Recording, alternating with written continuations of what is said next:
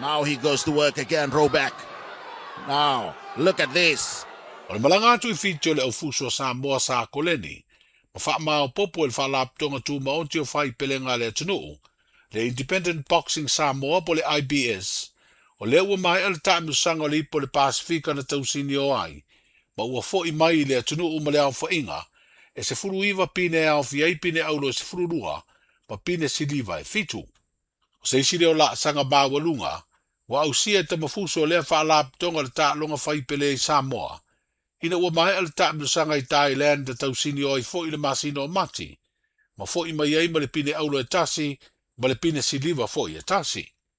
O tāpenanga le aufuso le IBS, sa taula muai le Palestine, le fionga I antavu I Michael le Mesio. Ai lango malosi I aise tasi o alo lau I roa le atunu I le tālongo le fusu.